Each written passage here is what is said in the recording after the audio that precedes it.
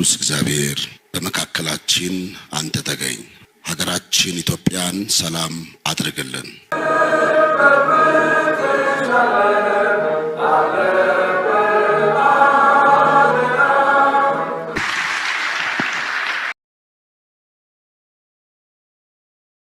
ስላገኘው እድል እጅግ አመሰግናለሁ።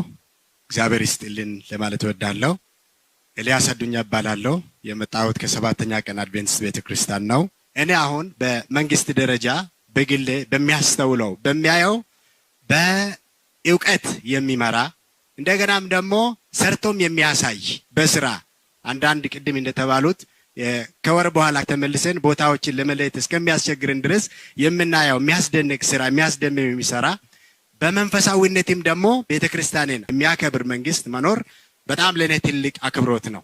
ይሄንን ያመሰገንኩ ከዚህ በኋላም ላሉት በጸሎት እንደምንደግፋችሁ እንደ ቤተክርስቲያን ተቋም ያረጋገጥኩ አንድ እንደ ቤተክርስቲያን አጠቃላይ የአንድ አጥቢያን ሳይሆን እንደ አጠቃላይ እንደ በኢትዮጵያ ደረጃ ያለ ቻሌንጅ የሆነብን አንድ ሐሳብ አለ። እሱን ማንሳት ፈልጋለሁ።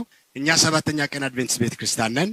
ሰባተኛ ቀን ማለት ከሰንበት ጋር የሚያያዝ ነው እና 6 ቀን ስራ ተግባሪን ፈጽም ሰባተኛ ቀን ግን እግዚአብሔር ሰንበት ነው የሚል በቃሉ አለና ሰባተኛ ቀንን እናከብራለን። ከዚህ ጋር ተያይዞ በቅርብ ጊዜ የመጣ በህግ ደረጃ የወጣ ቅዳሜ እንደ ስራ ቀን ተቆጥሮ ማንንም ሰው በቅዳሜ ቀን ወደ ስራ በገበታው ላይ መገኘት እንዳለበት ኦሬዲ በህግ የወረደ አለና ይሄ በምእመኖቻችን እንደ ተቋምም አንድ ትልቅ ቻሌንጅ ሆኖ መጥቷል ማለት ነውና በእኛ ደረጃ እየጸለይንበት ነው።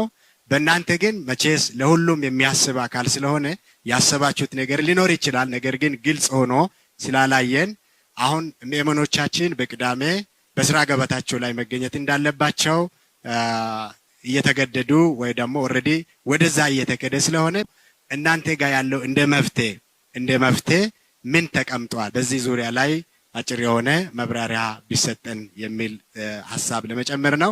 እግዚአብሔር ይስጥልን። አመሰግናለሁ። ክብርት ከንቲባ